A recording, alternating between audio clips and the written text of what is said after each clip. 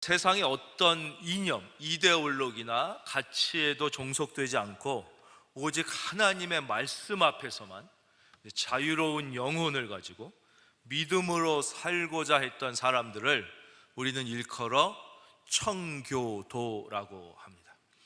그리고 이 청교도의 신앙을 본받은 사람들, 대한민국의 기독교인들, 특별히 우리가 개혁교회라고 일컬어지는 개신교인들은 바로 이 청교도의 정신과 삶을 계승하고자 하는 후예들이라고 할 수 있습니다. 이 영국의 청교도 가운데 존 버년, 요한 버년이라고 하는 분이 바로 이 마음을 가지고 살다가 전도를 했다는 이유로 감옥에 갇히게 됩니다. 그래서 법정에서 그는 다시는 전도를 하지 않겠다. 그러니까 전도의 내용은 이것이에요. 그러니까 세상의 이데올로기와 가치는 언제나 변한다. 변하지 않는 것은 오직 하나님의 말씀이며 우리는 그 말씀을 통하여 예수 그리스도를 만나고 하나님의 자녀로 살아야 된다. 이런 전도를 하지 않기로 약속을 하면 석방을 해주겠다고 했지만 그는 그렇게 하지 않았습니다. 그래서 결국 12년형을 언도받고 감옥에 갇히게 됩니다. 그러나 이 12년이라는 긴 시간은 결코 이 존 버년에게는 낭비의 시간이 아니었죠. 바로 이 12년 동안 감옥에서 이 존 버년은 철로 역정이라는, 우리가 잘 아는 필그림스 프로그레스, 철로 역정이라는 시대의 역작을 집필하게 됩니다.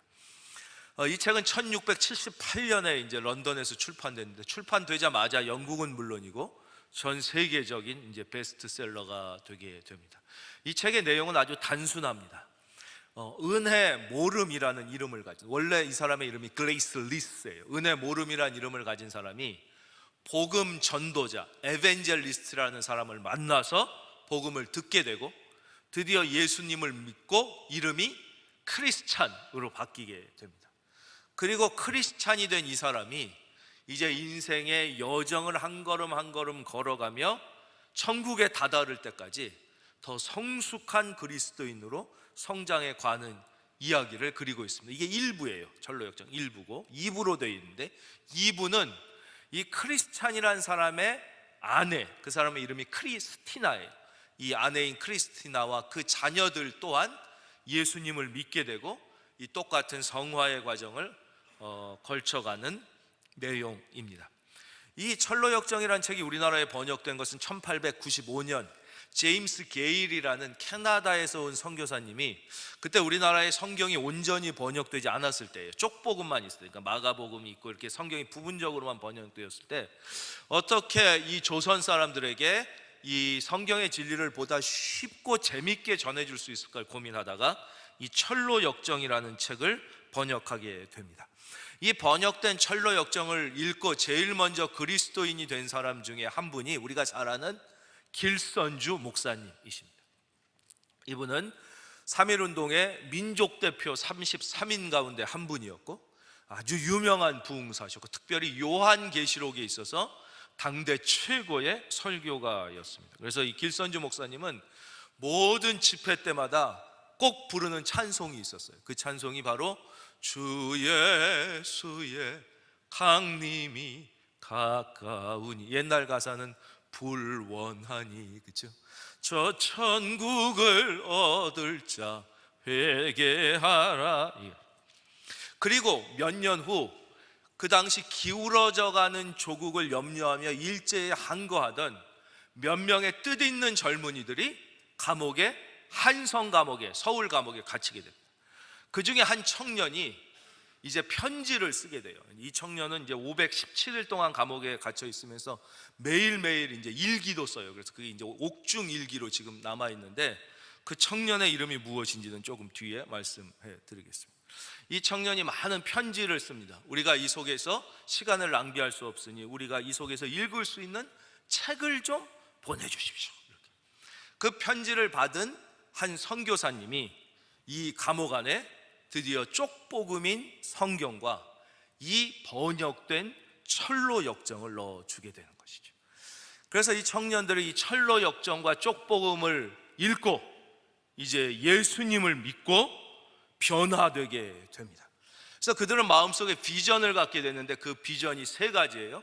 첫째는 민주화, 둘째는 산업화, 셋째는 복음화라는 비전을 갖게 됩니다. 그 청년 중에 우리가 잘 아는 분이 바로 독립운동가 월남 이상제, 그리고 대한민국의 초대 대통령 우남 이승만 같은 분이었죠. 그 517일 동안 일기를 쓰고 그 편지를 썼던 주인공이 바로 이승만 박사였습니다. 그래서 이분들은 그 꿈을 가지고, 그래서 대한민국 헌법에는 1조 1항이 뭐예요? 대한민국은 민주공화국이다, 이렇게 되어 있습니다. 바로 믿음의 사람들이 제일 먼저 꿈꿨던 비전이 바로 민주화였고, 또 그래서 이제 왕정이 무너진 거죠. 산업화였고 복음화였습니다. 우리가 뭐 다 이 나라가 완전하진 않지만 하나님들이 이분들의 비전과 기도에 응답해 주셔서 우리나라가 오늘 이 자리까지 오게 된 것이죠. 근데 문제는 이렇게 좋은 책, 철로역정이라는 책의 제목은 거의 다 들어봤지만 실제 읽은 사람이 생각보다 많지 않다는 것이 안타까운 현실입니다. 그래서 우리 교회에서는 이 철로역정을 읽지 않아도 우리나라 필그림 하우스라는 곳에 너무나 기가 막히게 이 철로역정의 모든 코스를 몸으로 직접 체험할 수 있게 만들어진 곳이 있습니다. 그래서 우리가 가을에 어느 날 좋은 시간이 되면 원하시는 분들을 이렇게 리트릿 시간을 가져서 그것을 방문해서 이 철로역정의 코스를, 오히려 책은 뭐 한 번 읽으면 잘 기억이 안 남지만 이건 한 번만 가도 상당히 우리에게 좋은 영향력을 줄 수 있기 때문에 여러분도 말씀 안에서 비전을 갖기를 바랍니다. 우리가 하나님이 주시는 말씀을 붙잡고 꿈을 꿀 때 우리 하나님이 응답해 주시는 것이죠.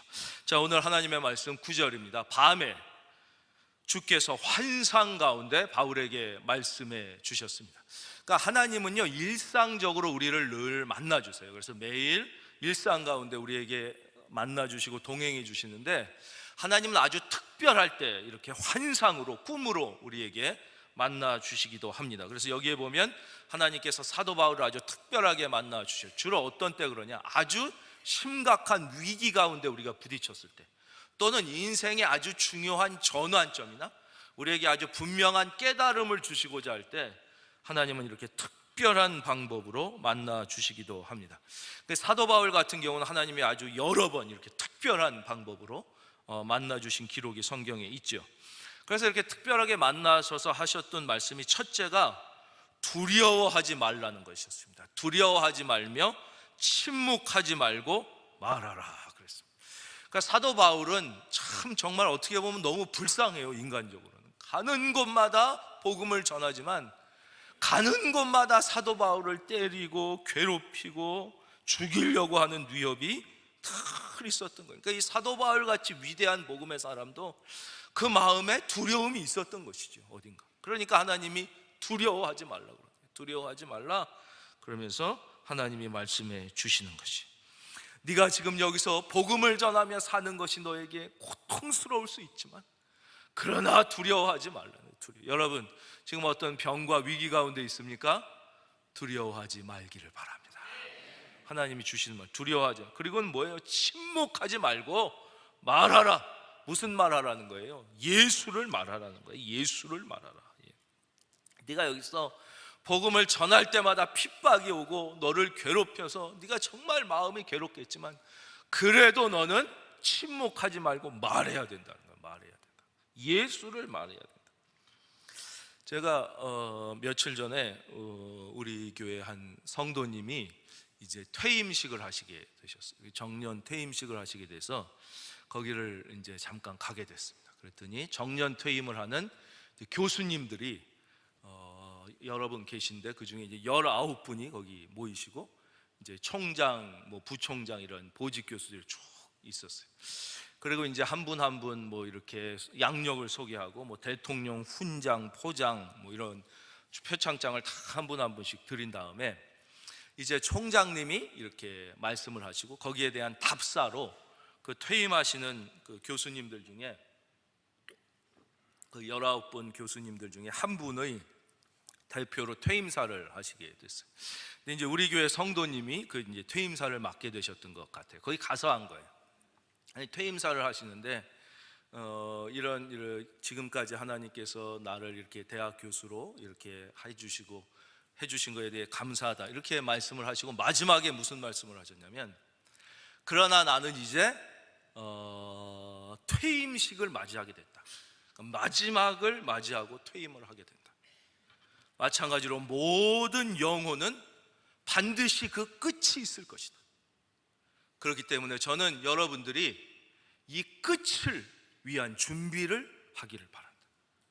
저는 그리스도인이고 그리스도인으로 살아왔고 앞으로도 그리스도인으로 살 것입니다.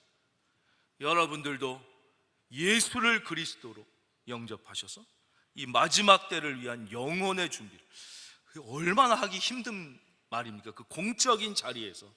그걸 거기 다 세상에서 내가 제일 잘났다는 사람들만 모여 있거든요. 아니, 생각해 보세요. 우리는 보통 자기 자식이 서울대만 가도 자랑하는데, 그렇잖아. 우리 서울대 갔다. 서울대학 교수면은 그 애들 중에 1등한 애들이에요. 저도 제 친구들 중에 지금 교수 보면 다 학교 다닐 때 다 1등 했던 애들이 교수하거든요. 그 사람들 다 있는 자리에서 분명하게 복음을 전하시는 모습을 듣고 제가 아주 감동과 은혜를 받았던 기억이 바로 며칠 전에 있습니다. 여러분, 어디에 계시든 무슨 일을 하시든 여러분 두려워하지 말고 침묵하지 말고 입술을 열어 예수를 증거하는 은혜가 있을지어다. 두 번째는 너무 좋은 말씀이죠. 그게 뭐예요? 내가 너와 함께 있겠다는 말씀이에요. 이거보다 저 좋은 복은 없다고 그랬어요. 어린애는 엄마가 같이 있는 게 최고의 복인 거예요. 어린애한테는 엄마가 같이 있어야지, 뭐 아무리 다른 게 좋아도 엄마가 나를 떠나고 딴 손에 맡겨져 있다, 이건 행복한 게 아니에요. 마찬가지로 모든 인생은 하나님이 함께 계시는 게 가장 행복한 거라는 것입니다. 근데 우리는 이제 이런 고난 가운데, 사도 바울도 여기 너무 어려운 고난이니까 하나님이 안 느껴질 때가 있다는 거예요. 우리도 그렇죠. 특별히 아주 심각한 고난 가운데 있을 때, 하나님 당신은 어디 계십니까? 이렇게 우리가 절규하고 싶을 때가 있잖아요. 정말 나를 사랑하시는 건 맞습니까? 막 이러면서. 그러나 바로 그때 하나님은 나와 더 가까이 계시는 거예요. 더 가까이. 내가 너무 하나님이 왜 나를 도와주시지 않나 절규하고 싶고, 하나님 왜 나와 함께 계시지 않습니까? 라고 얘기할 때 그때 더 가까이. 그러니까 사도 바울도 지금 너무 이 고통을 당하고 고난을 당하니까 그런 마음이 잠깐 들었을지도 몰라요. 그때 하나님께서 내가 너와 함께 있다. 우리가 이걸 4글자로 뭐라고 그랬어요? 임마누엘. 한번 따라할까요? 임마누엘. 임마누엘 말씀해 주시는 거예요. 그래서 이런 예화는 너무 많이 들으셨지만 또 한번 해드릴게요. 어떤 분이 그 마지막에 인생을 뒤돌아봤더니 발자국이 4개 있었다고 그러잖아요. 2개는 자기 발자국, 2개는 예수님이 손잡고 같이 걸어주신 발자국. 근데 가끔 이 인생을 뒤돌아보는데 어느 중간중간마다 발자국이 4개가 2개, 그러니까 한 사람 발자국만 남는 곳이 중간중간 있었더라는 거예요. 그래서 저 때가 어떤 때인가라고 돌아봤더니 자기가 인생에서 가장 힘들고 외롭고 고독하고 위기 가운데 있을 때였다는 거예요. 그래서 너무 섭섭한 마음에 예수님한테, 아니 예수님, 저 때는 왜 발자국이 제 발자국만 있습니까? 저 때야말로 진짜 주님이 나를 도와주셨어야 될 텐데 예수님 그때는 어디 가 계셨습니까? 그랬더니 예수님이 씩 웃으시면서 자세히 봐라 얘야, 자세히. 저 발자국이 네 발자국 같냐? 저 발자국은 내 발자국이다. 보니까 그게 자기 발자국이 아니라 예수님 발자국이었다. 그 위기의 순간에는 예수님이 자기를 업고 거기를 홀로 걸어가 주셨다. 우리 이런 얘기 많이 들어보신 거예요. 그렇기 때문에 이 사도 바울도 그렇게 괴로울 때 하나님께서 내가 너와 함께 있으니까 두려워하지 말라고 말씀해 주시는 거예요. 그래서 우리 마음에 두려움이 오고 하나님이 나와 가까이 계시지 않는 것처럼 느껴지실 때 우리는, 제가 실질적인 방법을 가르쳐 드리겠어요. 그래서 이거는 그냥 믿고 그대로 따라 하시면 돼요. 그대로 무조건 따라 하시면 100% 하나님의 함께 하심이 경험되는 거니까 저를 한번 따라요. 이 위기가 오고 힘들 때는 반드시 고개를 들어 하늘을 봐야 돼요. 땅을 보지 말고 그때는 고개를 드세요. 천장이 보여도 고개를 들어요. 고개를 들고 저처럼 이렇게 해주세요. 한번 따라하겠습니다. 하나님은 나를 사랑하신다. 하나님은 나와 함께 하신다. 하나님은 나를 도와주신다. 그걸 계속 고백합니다. 그러면 하나님이 나와 함께 하시면 우리가 강력하게 경험하게 됩니다. 여러분 안에 잠들었던 믿음의 부흥이 일어나기를 바랍니다. 우리 안에 믿음이 부흥되어야 되는 거예요. 우리 안에 찬송이 부흥되고 우리 안에 말씀이 부흥되면 다른 건 다 따라옵니다. 우리는 막 대단히 큰 일을 생각하는데 그렇지 않아요. 우리 안에 믿음의 부흥이 일어나면 다른 모든 좋은 것들은 다 따라오게 되어 있는 것입니다. 10절 내가 너와 함께 있음에 어떤 사람도 너를 대적하여 해롭게 할 자가 없을 것이니 이는 이 성 중에 내 백성이 많음이라. 우리가 또 다시 한번 생각해 보고 싶은 말씀은 이 성 중에 내 백성이 많다는 주님의 말씀이에요. 이건 무슨 뜻이냐면 네가 볼 때 여기에 이 인간들이 다 패역하고 다 나를 떠나고 우상 숭배하고 너를 해코지 하는 것 같지만 그럼에도 불구하고 이들은 마귀의 자식이 아니라 내 자식이다. 내 자식. 이 중에는 내가 포기할 수 없는, 절대 빼앗길 수 없는 내 자식이 여기에 많이 있다. 많이 있다. 그러니까 너는 절대 이들을 포기하지 말고 예수를, 복음을 전해야 된다. 여러분 가정에 혹시 아픈 자녀들이 있습니까? 여러분 하나님이 말씀하시는 거예요. 그럼에도 불구하고 걔는 세상의 자식이 아니라 내 자식이다. 네가 포기하지 말고 입술을 열어 예수를 이야기하면 내가 반드시 건져낼 것이니라. 그 말씀 하시는 거예요. 네가 볼 때 이제 포기한 것 같고 죄다 막 우상 숭배하고 패역하고 다 지옥에 갈 자식처럼 보이냐? 아니다. 이 중에는 아직 나의 자녀들이 많고 나는 결단코 그들을 포기할 수 없다. 다른 말로 바꾸면 나는 그들을 마귀에게 줄 생각이 추호도 없다. 나는 반드시 그들을 구원하고 싶다. 이렇게 말씀하고 계시는 것이죠. 이게 우리가 잘 아는 그 목자가 99마리 양을 잘 우리에 남겨두고 그 한 마리를 찾아 나가는 그 목자의 심정이라는 거예요. 여러분 사실 그 한 마리는 목자가 그렇게 찾아 나갈 만큼 가치 있는 게 아니에요. 그 시간을 딴 일을 해가지고 돈 주고 사면 그 시간에 일한 걸로 3마리 4마리도 더 살 수 있어요. 근데 왜 찾아 나섰느냐? 그게 하나님의 마음이라는 거예요. 그 하나를 돈으로 보지 않은 거예요. 그 하나 마리의 양을 그 생명으로 본 거예요. 나의 가족으로 봤기 때문에 그 경제적으로는 말이 안 되지만 다 포기하고 개를 구하러 그 시간과 노력을 하며 위험을 무릅쓰고 목자가 간 거예요. 우리 강아지 키우는 분들은 다 아실 겁니다.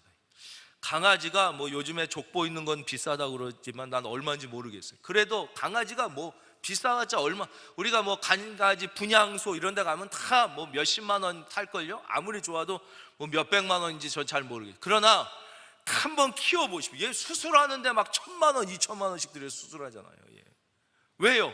얘가 경제적 가치의 강아지가 아니란 말이에요. 내가 키우면 사랑이 가는 거예요. 그래서 막 1,000만 원, 2,000만 원 들여서 수술하고 걔를 살리고 막 울고 막 그 마음인 거죠. 얘가 이제 한 마리 그냥 개가 아닌 거예요. 마찬가지로 이 지구상에 80억 인구가 있다고 그 80억 분의 1로 나를 하나님이 보시고 내 자녀를 보시는 게 아니에요.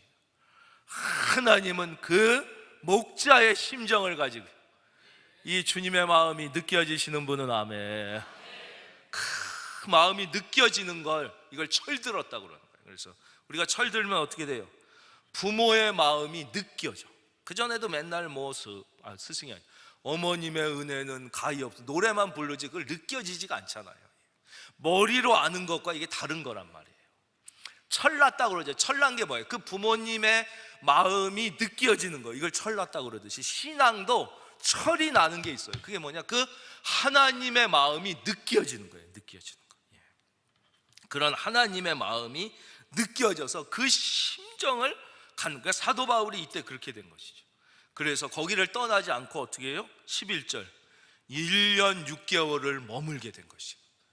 자기는 너무 힘들고 빨리 떠나고 싶었지만 그 하나님의 마음이 느껴졌기 때문에 1년 6개월을 머물며 그들 가운데서 하나님의 말씀, 한번 따라하겠습니다. 하나님의 말씀.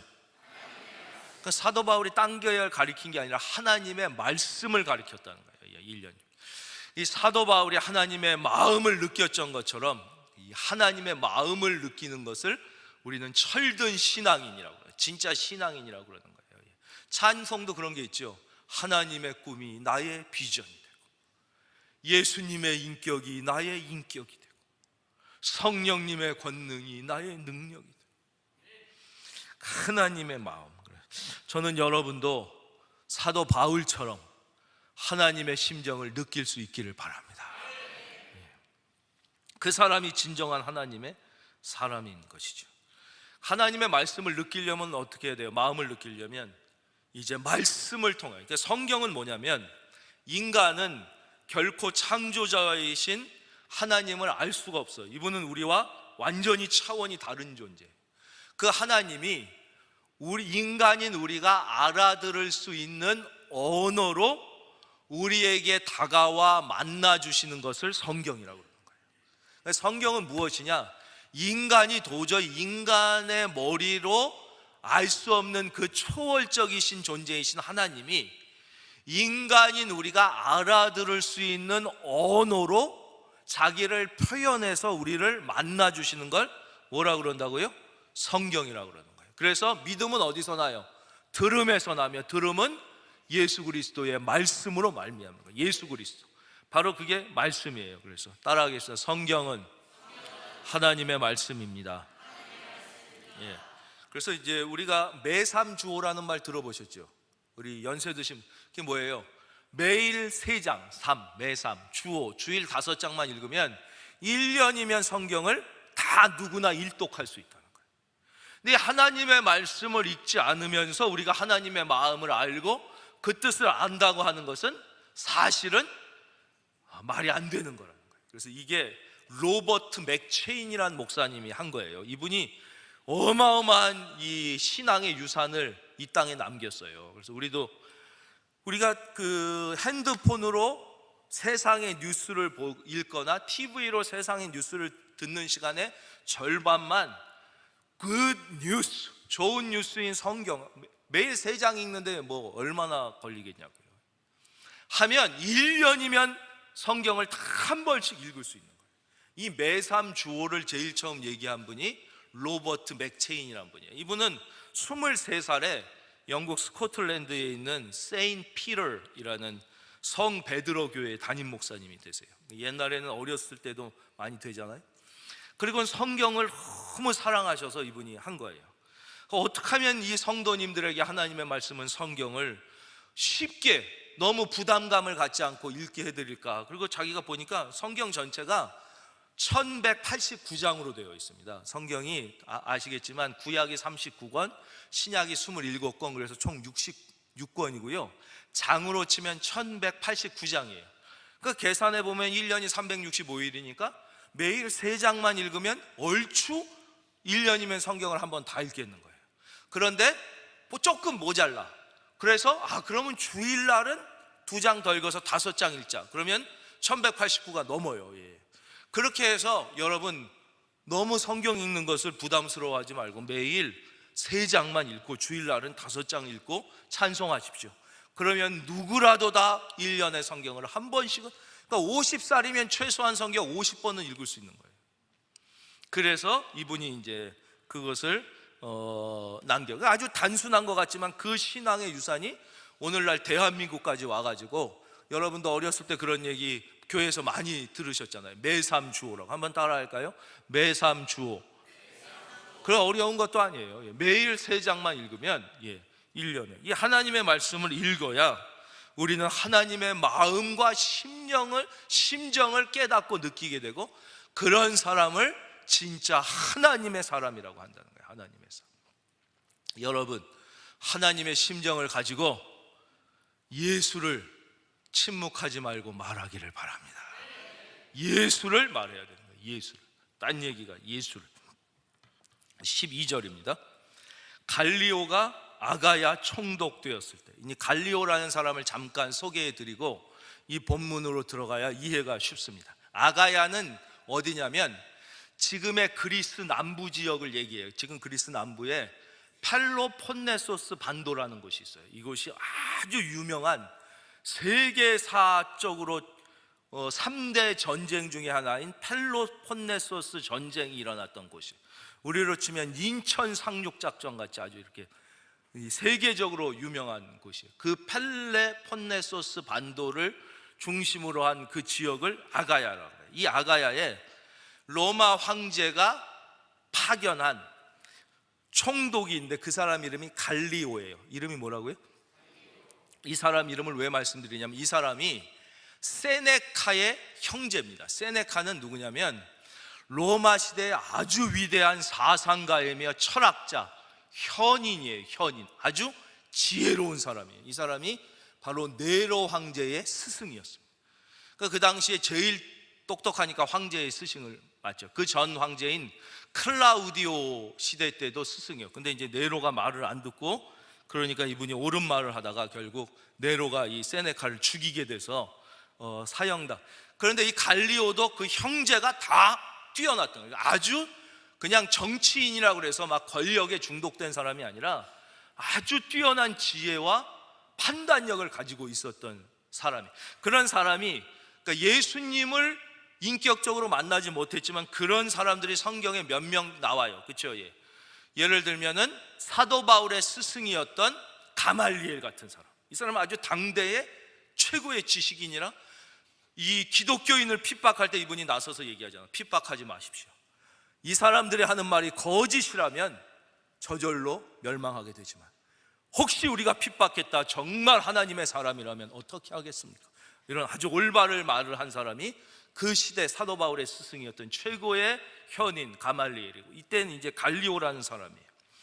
그러니까 이 갈리오 앞에 유대인들이 또 사도 바울을 끌고 와가지고 이제 이 고소를 하는 거예요. 참 사도 바울은 너무너무 불쌍해요. 가는 곳마다 이렇게 죽도록 매를 맞으면서도 복음을 전하는 거예요.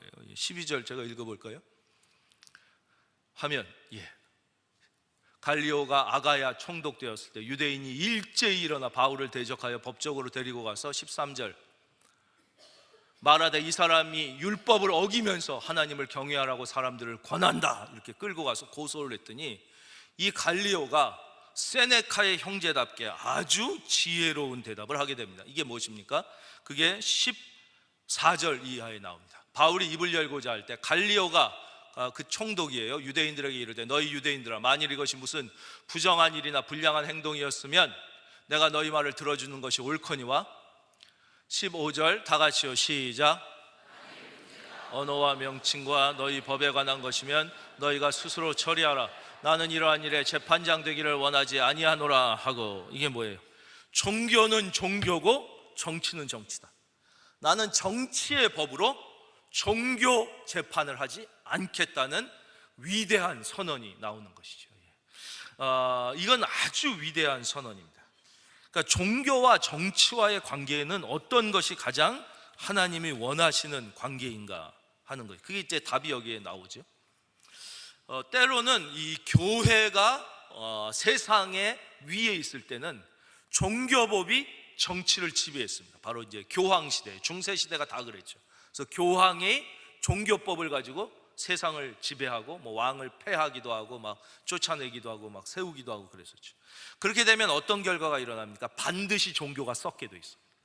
그러니까 종교가 어떠한 힘을 가지고 세상의 정치를 지배하고자 할 때 반드시 그 종교는 썩게 되고 결국 멸망하게 되는 거예요.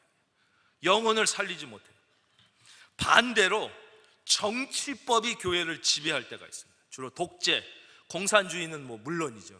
그러니까 세상의 정치가 교회에 들어와서 세상의 법으로 교회를 지배하려고 합니다. 이럴 때는 반드시 그 정치는 썩게 되어 있습니다. 그리고 망하게 되어 있죠. 그래서 종교를 지배하려고 했던 정치치고 끝이 좋은 정치는 존재하지 않습니다. 그 공산주의의 그 멸망, 그 독재의 멸망을 우리는 분명히 보게 됩니다. 그러니까 하나님께서 원하시는 참된 종교와 정치와의 관계는 무엇이냐? 우리말로 바꾸면 기독교와 정치와의 관계는 무엇이냐면 기독교는 기독교고 정치는 정치이다 하는 거죠. 종교는 종교이고 정치는 정치여야 하는 거예요. 이게 무엇이냐면 진짜 기독교가 정치에 선한 영향력을 미치기 위해서는 절대 정치에 직접 개입해서는 안 되고 기독교로서 그 복음의 자리에서 최선을 다하여 하나님의 말씀대로 살려고 노력하고 복음을 전하게 되면 자연스럽게 그 선한 영향력이 정치의 자리에 들어가게 되며 정치도 살고, 믿으시면 아멘, 교회도 살게 되는 거예요. 그런데 그것을 망각하고 직접 종교의 이름을 가지고 정치의 복판에 뛰어들어서 무엇을 하고자 할 때 종교와 정치는 다 썩게 되는 것입니다. 우리가 착각하면 안 되는 게 가정도 마찬가지예요. 하나님은 여러분의 가정을 교회로 만들고 싶어 하시지 않아요. 그럼 가정을 뭐하러 만드셨겠어요? 여러분의 가정을 믿음의 가정으로 만들고 싶어 하시는 거지. 근데 어떤 분들은 믿음 좋은 아버지나 어머니가 집을 교회로 만들어 버려요. 그러니까 애들이 아예 질리는 거야, 교회에. 어떤 사람은 믿음 좋은 사람이 교장 선생님이 되면 학교를 교회로 만들어. 그 하나님의 뜻이 아니에요. 하나님의 뜻은 학교를 좋은 믿음의 학교로 만드는 거지, 학교를 교회로 만들면 안 돼요. 교회는 교회만 교회인 거예요. 예를 들면 회사도 어떤 믿음 좋은 사장님이 사장님 됐다고 아예 회사를 교회로 만들어 버려. 그러면 안 돼요. 예. 그럼 교회 가지 뭐하러 회사 와요? 예. 그 하나님이 원하시는 것은 교회에서 하나님의 말씀을 잘 깨달아 그 회사를 좋은 믿음의 회사로 만드는 것이 하나님의 뜻이지, 회사를 교회로 바꾸는 게 하나님의 뜻이 아니란 말이에요. 예. 그렇기 때문에 저는 여러분의 모든 가정이 행복한 가정이 되기를 바랍니다. 행복한 믿음의 가정을 만드는 게 하나님의 뜻이지, 가정을 아예 교회로 만들어버리고 아버지가 목사의 역할을 하는 게 가정의 뜻이 아니라는 거예요. 아버지는 아버지지 아버지가 왜 목사예요? 사장은 사장님이지 사장님이 왜 목사예요? 선생님은 선생님, 좋은 믿음의 선생님이 돼야지 선생님이 목사님처럼 하면 안 된다는 거예요. 그래서 종교는 종교고 정치는 정치. 위대한 이제 믿음의 사람들이 이제 나가서 그 믿음을 가지고 좋은 정치를 하면 되는 거예요. 그래서 아까도 말씀드렸지만 월남 이상재, 도산 안창호, 백범 김구, 우남 이승만, 이런 믿음의 고당 조만식, 이런 훌륭한 분들이 이제 그 믿음을 가지고 자기의 자리에서 최선을 다하게 되는 것이죠.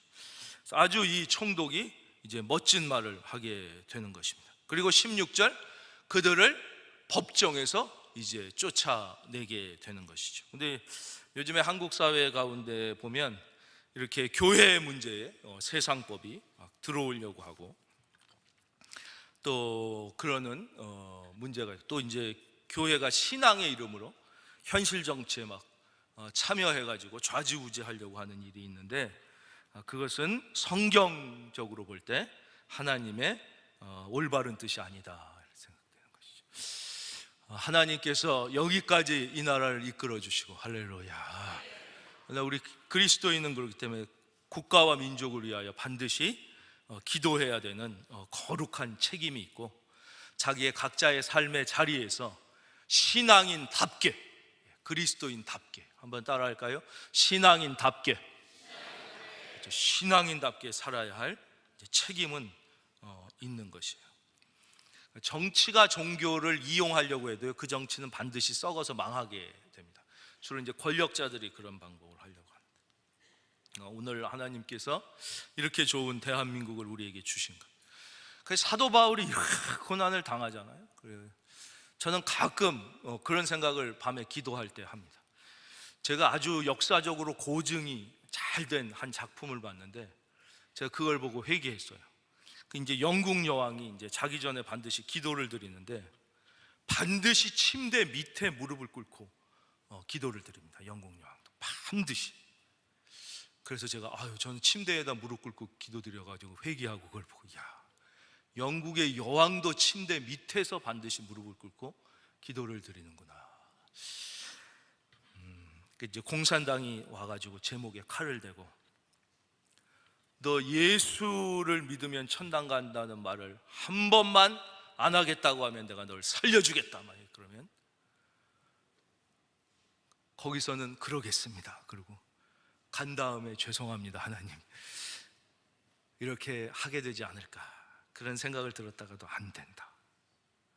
내가 북한에 태어났다면 저렇게 사도 바울은 죽도록 매를 맞고 저렇게 불쌍하게 살면서도, 물론 그 상황이 돼서 하나님이 용기를 주셔야지 제가 하겠다고 하는 건 아니지만 이 대한민국에 태어나게 해주신 이 은혜, 이걸 생각할 때 더 살겠다고 그런 짓을 해서는 안 되겠다, 이런 결심을 또 하고 그렇습니다. 우리나라는 정말 너무 복받은 나라죠. 이 땅의 5,000년 역사에 지금처럼 이 나라가 잘 살고 강성했던 적이 단 한 번도 없지 않습니까? 세계 10대 안에 들었던 것은 5,000년 역사에 지금 유일한 거예요. 유일한 거. 참 이 좋은 시대를 우리가 살면서 감사하지 못한다는 것은 정말 하나님 마음을 아프게 하는 것이죠. 우리나라는 첫째, 사계절이 뚜렷합니다. 사계절이 뚜렷한 축복을 주셨어요. 사계절이 뚜렷한 게 뭐가 그렇게 좋으냐? 뚜렷하지 않은 나라에 가서 한번 살아보면 압니다. 저 추운 나라나 저 더운 나라 가서 한번 살아보십시오. 사계절이 뚜렷하다는 게 얼마나 큰 복인지. 그러니까 보통 아주 부잣집에 태어나서 고생 못하는 애들이 그걸 몰라, 감사한지. 왜냐? 어려운 집에 살아보질 않았으니까 그걸 당연하게 생각하고 부모가 조금만 안 해주면 불평을 하는 것과 똑같은 것입니다. 그리고 세계에서 가장 안전한 나라, 이렇게 안전한 나라는 대한민국뿐이 없습니다. 미국뿐만 아니라 유럽의 그 어느 나라에 가도 밤 10시에 여자가 혼자 대로를 마음껏 걸어 다닐 수 있는 나라는 대한민국이 유일합니다. 유럽에서 제일 안전한 나라가 독일입니다. 독일.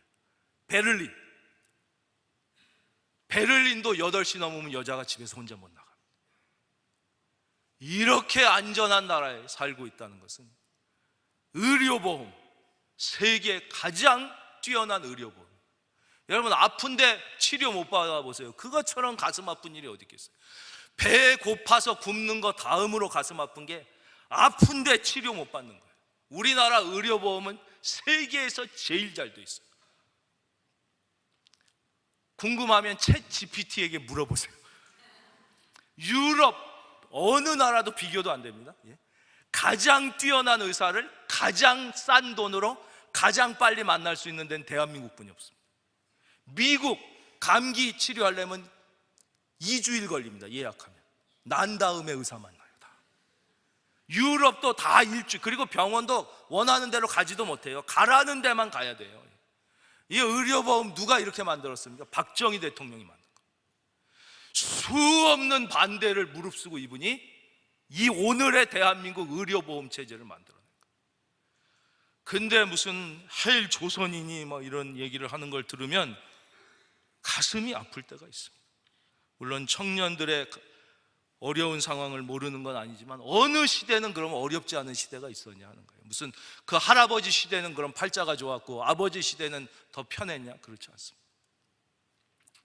지구상에 2023년을 기점으로 인구가 80억이 넘어갔어요. 여러분, 80억 중에 우리나라보다 좋은 나라 몇 나라 되는지 한번 꼽아보세요. 스웨덴, 노르웨이, 거기가 좋다고 쳐도 2천만, 1,000만 다 합쳐도 5천만도 안. 80억 인구 중에 이 정도 한 2, 3% 안에 드는 나라에 태어났는데도 만족을 못하면 도대체 어느 나라에 태어나 어느 정도 해줘야 감사할 수 있겠냐 하는 거예요. 우리가 하나님의 입장에서 좀 생각을 해보면, 우리가 너무 이렇게 막 불만을 표하고 막 싸우고 이러는 것을 과연 천국에서 볼 때, 다른 나라에서 볼 때, 우리의 먼저 살다 간 분들이 볼 때는 어떻게 생각하겠냐. 세종대왕 시대보다 우리가 좋은 시대에 살고 있는데 생각해 보십시오. 우리가 나라와 민족을 위하여 기도할 뿐만 아니라 이렇게 좋은 나라 조국을 위하여 하나님께 감사의 기도를 드릴 때 하나님께서 하늘문을 여시고 더 주실 줄로 믿습니다. 그러는 거죠. 하나님은 주실 준비를 하는데 이 정도 줬는데도 계속 불만하면, 얘는 줘도 불만만 하는데, 그럼 하나님이 촛대를 옮기시는 거예요. 요한계시록처럼. 야, 안 되겠구나, 딴 곳을 찾아야겠다. 그래서 이 우리의 믿음의 선배들이 하여튼 물론 100% 잘하진 못했죠. 여러분, 100% 완전한 곳은 지구상에 존재하지 않아요. 그건 천국에만 있는 곳이에요. 100% 자유롭고 100% 정의로운 나라는 지구상에 인류 역사에 존재하지 않았고 앞으로도 영원히 존재하지 않아요. 그래서 유토피아라고 그러는 거예요. 존재하지 않는 나라.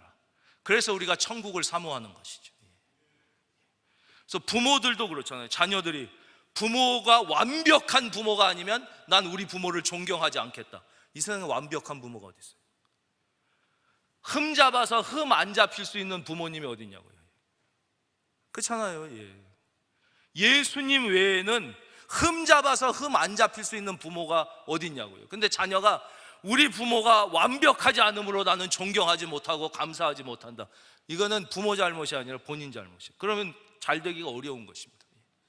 그래서 우리 특별히 예수 믿는 사람은 여러분 안에 감사의 부흥이 일어나서 축복의 부흥이 임할지어다. 이제 마지막으로 한 사람을 생각해 보려고 그래요. 그 사람 이름이 나오는데 소스데네예요. 17절.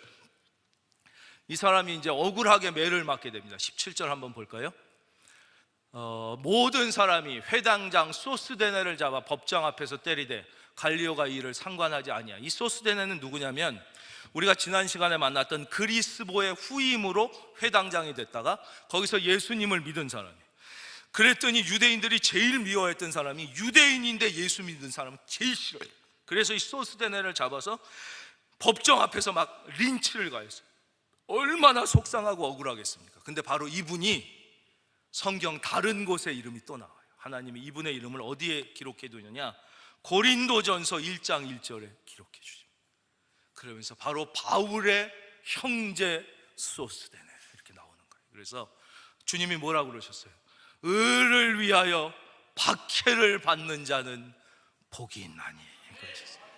그래서 여러분이 믿음으로 살다가 혹시 믿음 때문에 손해보는 일이 있고 믿음 때문에 억울한 일이 있다면 여러분 기뻐하고 즐거워하십시오. 하늘에서 여러분의 상이 큰 것입니다.